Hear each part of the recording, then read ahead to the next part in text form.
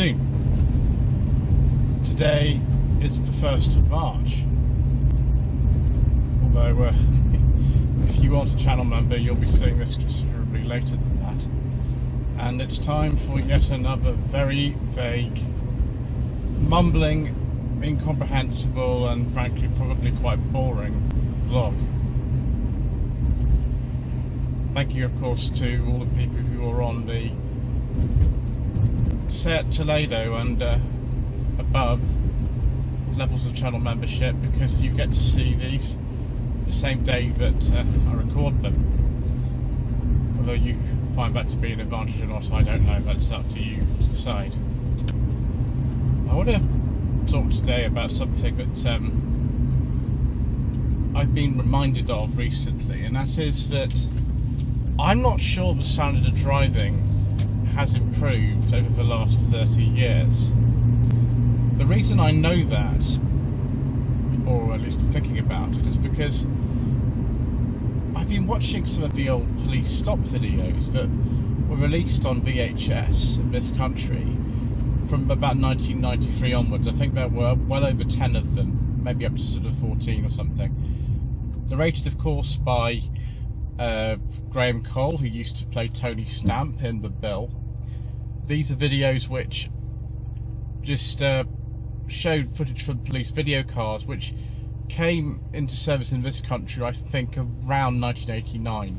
I could be wrong about that, but they just show sort of what goes on the roads of Britain, at least in the first one. That they've then expanded to America and other countries after that with the other releases, but the first one only was actually just footage from Britain. Some of the places I even recognised as a junction on the N25, Merstham, which is near Reigate and Red Hill. There's some footage right at the end which involves the police chasing an A registration MG Metro 1300 near places like Harrow and Edgware and Bushy and Elstree and places like that, and that's interesting to someone like me anyway.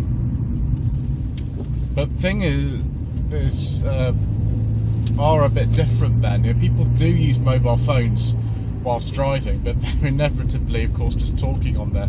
Text messaging had been I think a feature that some phones had for about 1991, so they weren't necessarily doing anything other than just for calls, but just things that are pointed out by the police who are giving the commentary in the cars equipped with the videos, and also Graham Cole himself about what people are doing, is just things I see all the time. I mean, I've got the video running of course on the motorway now, but tailgating is extremely common, undertaking's really common, despite the new laws to come in the last couple of months to do with mobile phone use. And by the way, what I'm doing is it's perfectly legal. I did check with the police, but so I can continue sort of recording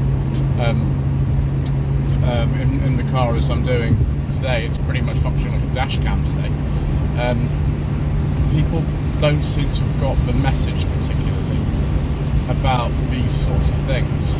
Cutting in at the last minute, tailgating, speeding, it just seems to be much more common than I sort of remember. I passed my test just over 20 years ago, and I don't know if the standard of driving is actually better. In some ways it's got worse. All the safety features that cars have are designed to obviously protect people in accidents and avoid accidents in the first place, but I'm not sure people sort of concentrate to the same level that they really should do. Of course, I've got a carbon element today which is almost 20 years old, and so I have to concentrate a bit more than if I'm driving a modern one. I've got no traction control, no lane keeping assistance. I've only got 4 airbags in this car. There is cruise control, but it's not an adaptive type, and although I do have ABS, the brakes in this car are just not as good as more modern cars with electronic brake servos.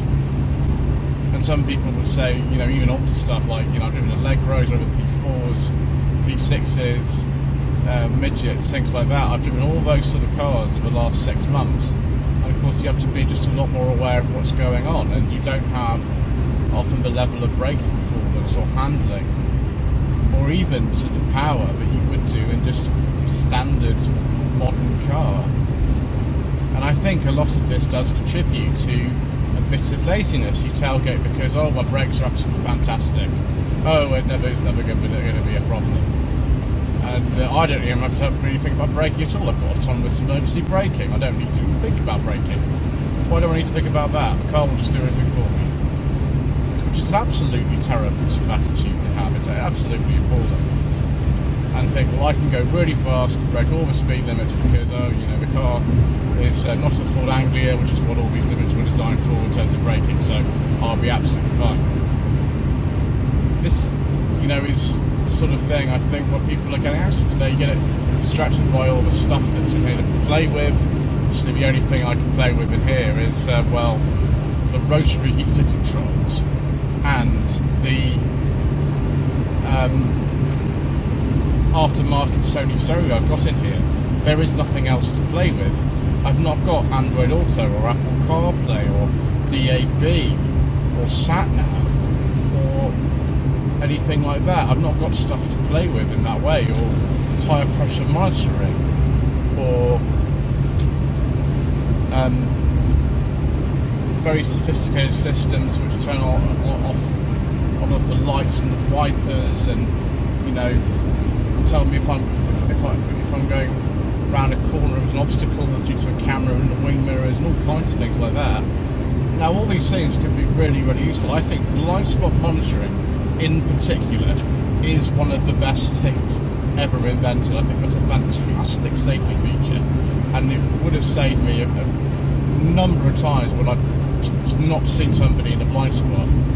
Which is why I'm very, very, very careful about checking blind spots. But this stuff is here to work in conjunction with somebody paying attention at the wheel. Adaptive cruise control should help you to keep a safe distance, but a lot of people set it with the kind of wrong setting, so that they're too close to the car in front anyway, which is not really what it was designed to do.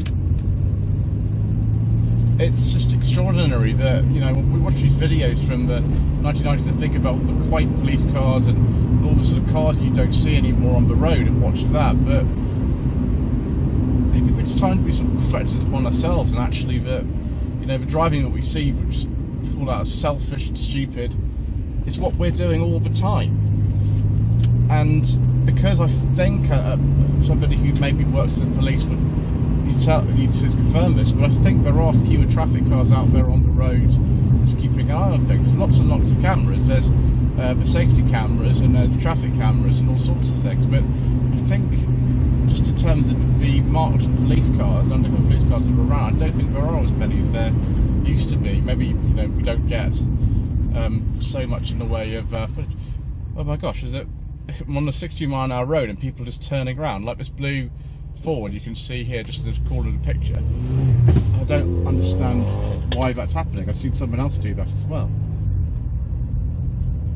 I think I've just got an example on camera viewers of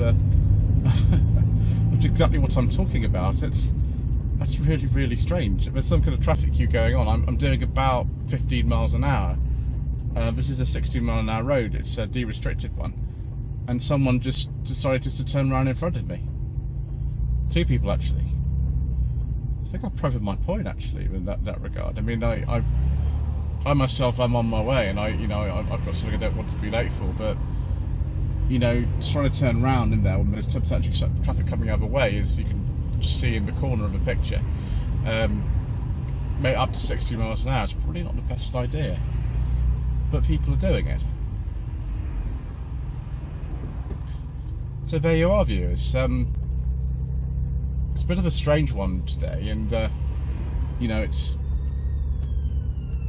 Oh, there we go. That's not related to what's going on in front of me, of course. It's going the other way.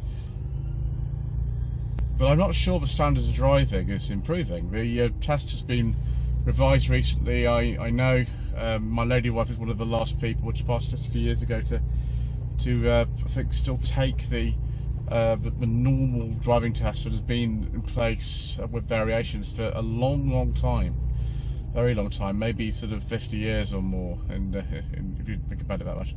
Anyway, this is particularly interesting, the visuals for you to watch, and we've gone over the time allocation that I normally set myself, so obviously leave your thoughts about what I'm talking about in the comment section below. Maybe I'm right, maybe I'm wrong, but either way, I think it's an interesting subject to discuss. And thank you ever so much indeed once again for watching. Thank you particularly, of course, to the second tier up channel members who contribute monthly towards running across the channel. Please don't feel any obligation, of course, to do that yourself. I'd much prefer you just watch the videos all the way through and liked and subscribed and left a comment, but you know, is really what all you can do without spending any money at all. Thank you very so much indeed once again.